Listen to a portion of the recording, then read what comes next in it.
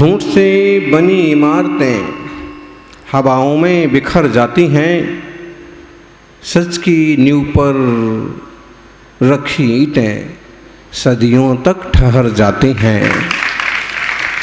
झूठ की इमारतें बनती रहीं और बिखरती रहीं, लेकिन सच की नींव पर खड़ा हुआ जैन धर्म आज भी जीवंत है, प्रभावशाली है। झूठ का सहारा इंसान को गिरा देता है, सत्य का दीपक जीवन को संजो देता है। बहुत मुश्किल है जिंदगी, बहुत मुश्किल है जिंदगी, क्योंकि झूठ कहो तो खुद को परेशानी होती है। बहुत मुश्किल है जिंदगी, क्योंकि झूठ कहो तो खुद को परेशानी होती है, और सच कहो तो सबको परेशानी होती है, दुनिया वालों को परेशानी होती है। ऐसे में सत्य धर्म का पालन करना एक परीक्षा की तरह है। सत्य वही हो सकता है, सत्य जीवन वही जी सकता है जिसने कसायों को छोड़ा है। क्रोधी सत्य नहीं बोल सकता। क्रोधी आपसे कहता है तू कुत्ता है। क्रोधी आदमी गुस्से में कहता है तू गधा है। सत्य है कि झूठ है? इंसान को एक बाप जो था अपने बेटे को, बाप का बाप कौन है? अभी आपने देखा ना, पंडित जी कहाँ गए? पंडित जी और ये सुंदर किशोरों ने कितना बढ़िया प्रैक्टिकल करके दिखाया कि पाप का बाप लोभ है।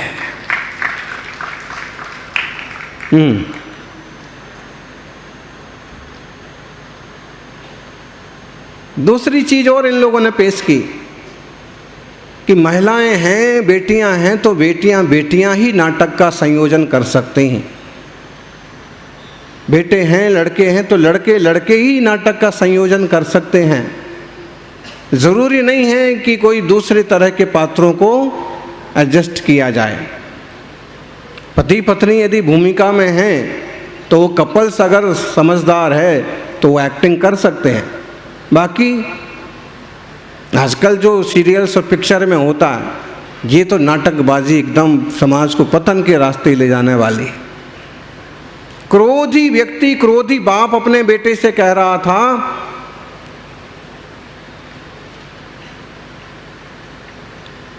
चुप कर बे गधे, लेकिन वो फिर भी बोला जा रहा था कि पिताजी मैंने ऐसा नहीं किया, पिताजी मेरी गलती नहीं है। तो वो क्या बोलते हैं, गधे का बच्चा चुप भी करेगा कि नहीं करेगा? पिताजी, उस लड़के को समझ में आया कि क्या बोलते हैं गधे का बच्चा। उसने कहा पिताजी आप मुझे गधे का बच्चा मत कहो। बाप ने कहा क्यों नहीं कहूं? गधे का नहीं तो सुअर का बच्चा है। बच्चे ने कहा कि गधा और सुअर का बच्चा हूं, मैं तो आपका बच्चा हूं। गाली किस पर जा रही है? खुद पर जा रही है। जब क्रोध आता है तो व्यक्ति झूठ बोलता है, जब मान आता है तो व्यक्ति झूठ बोलता है। एक नेताजी एक गांव में सभा में पहुंचे और गांव वालों ने कहा कि साफ सड़क नहीं है, बिजली नहीं है। कौशिक भाई आप नहीं थे, कोई दूसरा नेता था, तो भाषण दे रहा था और लोगों ने कहा पानी की भी समस्या है। तो नेताजी ने वहीं मोबाइल निकाला, फ़ोन पर कुछ बात करने लगे। फ़ोन पर बात करने के बाद बोले मैंने अधिकारियों को आदेश दे दिए हैं और तुम्हारा काम हो जाएगा। गांव वालों ने कहा आदेश कहाँ से दे दिए, यहाँ तो नेटवर्क भी नहीं है। नेटवर्क भी, मोबाइल का टावर भी नहीं है, तो तुमने आदेश कहाँ से दे दिए? वो झूठ बोल रहे थे अपने मान की रक्षा के लिए। लोग छल कपट करते हैं तो भी झूठ बोलते हैं, छल वाले तो झूठ ही बोलते हैं। हम तुम्हारी नौकरी लगवा देंगे और तुम हमें 2 लाख रुपए दे दो, 6 महीने में 5 लाख के 10 लाख हो जाएंगे, हमें 5 लाख दे दो। टोटल झूठ होता है। क्रोधी भी झूठ बोलता है, मानी भी झूठ बोलता है, मायावी भी झूठ बोलता है और लोभी तो झूठ बोलता ही है। और जिसकी चारों कसाएं चली गईं, सच में वही सत्यवादी बन सकता है, सत्य का ज्ञानी हो सकता है। इसलिए 5वें नंबर पर सत्य धर्म है। गजब की बात है। झूठ भी कितना अजीब है। खुद बोलो तो अच्छा लगता है और दूसरा बोले तो बुरा लगता। लेकिन झूठ चाहे खुद बोलो चाहे दूसरा बोले, झूठ झूठ ही होता है, बुरा ही होता है।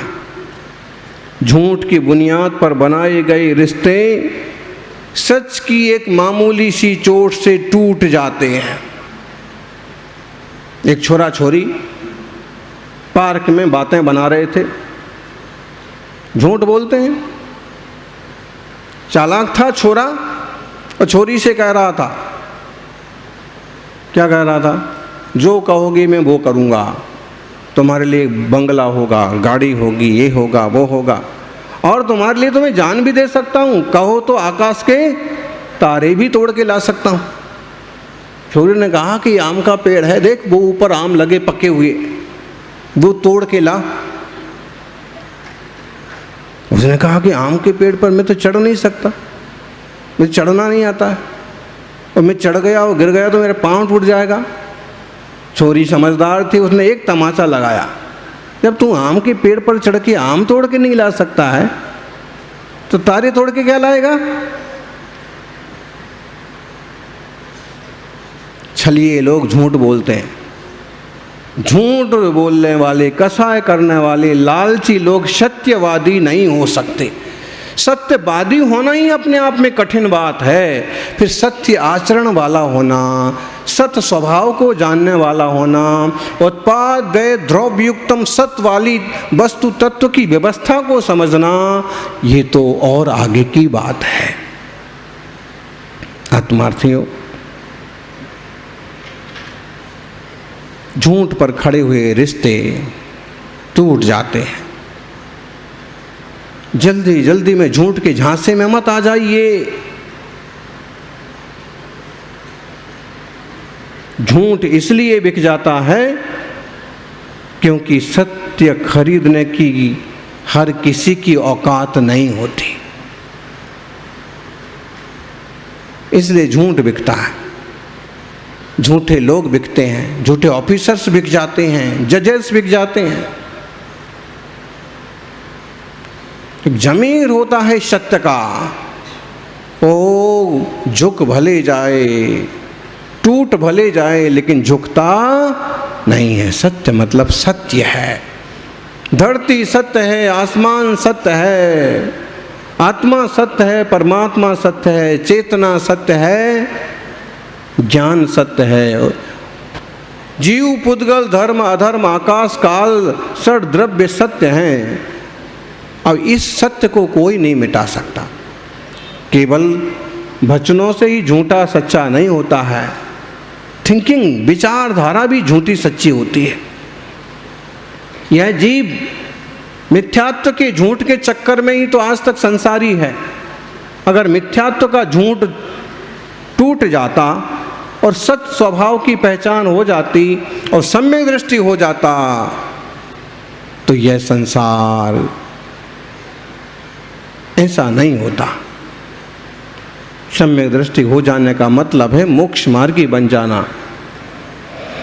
सज्जनों,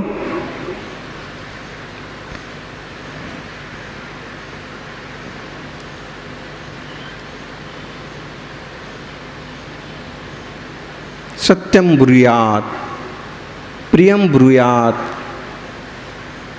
माँ ब्रूयात् सत्यम प्रियम, सत्य बोलो और प्रिय भी बोलो, लेकिन वो प्रिय मत बोलो जो झूठ हो।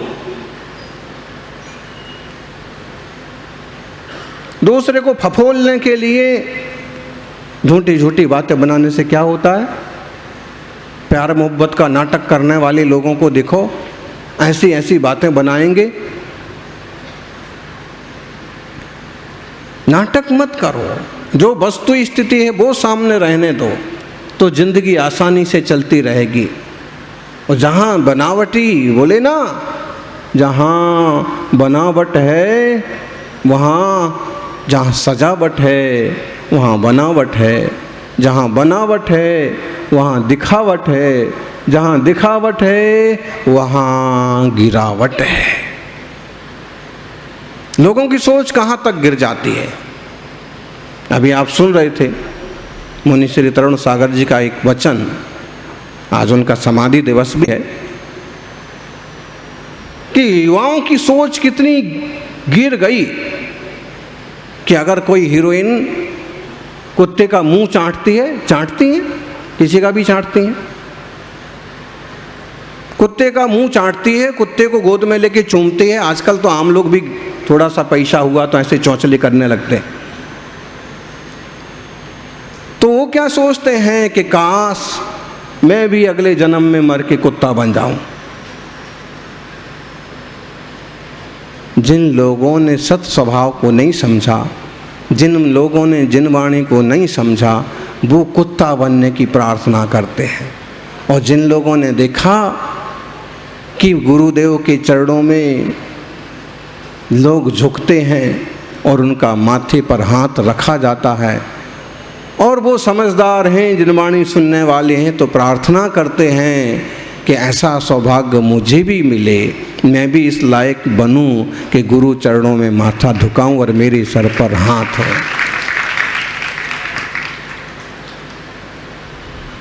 सज्जनों,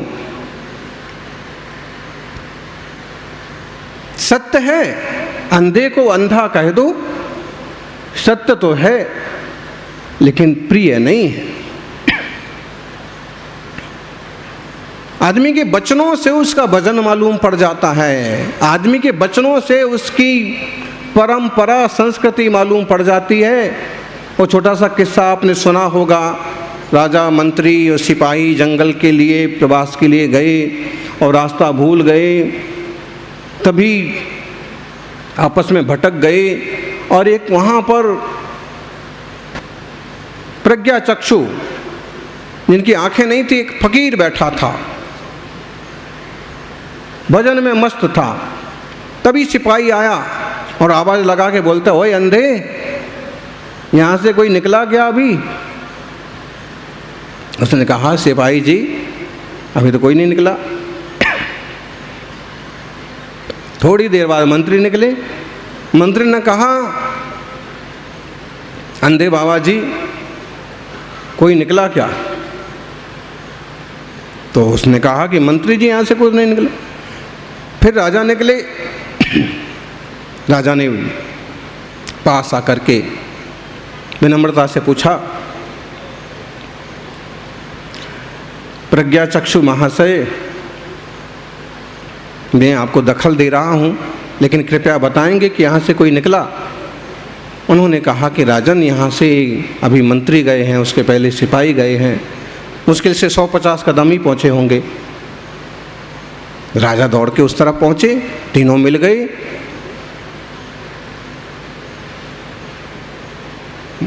आपस में बात हुई, रास्ता किसने बताया, पूरी बात मालूम पड़ गई कि फकीर ने बताया। बाकायदा नाम ले लेके बताया कि राजा साहब, मंत्री जी, सिपाही। जब वो अंधे हैं तो कैसे मालूम पड़ा? उनसे मालूम करना चाहिए। ऐसा तो नहीं कि किसी दूसरे राज्य का जासूस हो और अंधा बन के बैठा हो। मालूम करना चाहिए कि कैसे मालूम पड़ा कि हम राजा हैं, हम मंत्री हैं, सिपाही हैं। वापिस गए। प्रज्ञा चक्षु ने कहा कि इंसान की भाषा से उसके चरित्र की पहचान हो जाती है।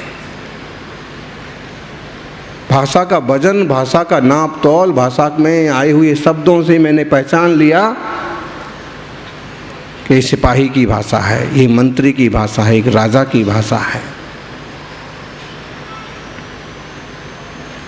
भाषा आपके भावों को ही नहीं प्रस्तुत करती है, आपके पूरे संस्कारों का भी नेतृत्व करती है। चाहे भाषा प्राकृत हो, संस्कृत हो, हिंदी हो, गुजराती हो, मराठी हो, कोई भी हो, लेकिन इस ढंग से उपयोग करिए, किसी को चुभे ना। और भाषाएं तो बदल भी सकती हैं। भाषाओं के साथ जो भंगिमा होती है, जो भाव होता है, वो बहुत ज़्यादा महत्वपूर्ण होता है। ध्यान रखिए, भाषा 5% काम करती है, 90% काम उसके साथ रहने वाला भाव करता है। ओनली लैंग्वेज, सिर्फ भाषा से 5% फर्क पड़ता है, लेकिन बॉडी लैंग्वेज उसके साथ जब जुड़ती है तो 95%, 100% फर्क डालती है।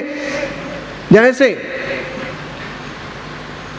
वही शब्द आप मुस्कुरा करके बोलते हैं ना, तो बहुत हल्के हो जाते। किसी को मुस्कुराते हुए डांटो तो बहुत हल्कापन महसूस होता है, लेकिन उसी में अगर आपकी डांटने की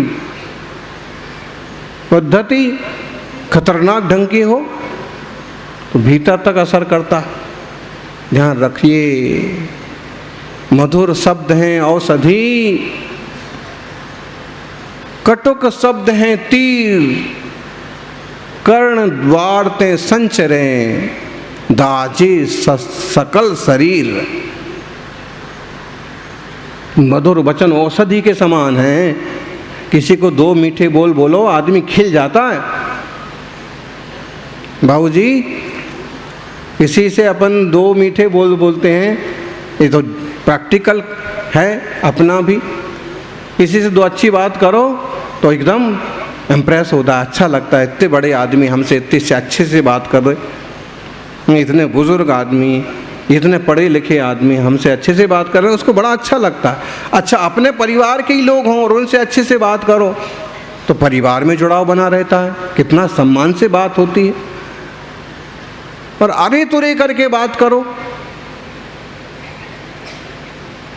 बॉडी लैंग्वेज भी उसके साथ बिगाड़ लो, मुंह बुरा बना करके बोलो, बड़े आयो पास करने वाले।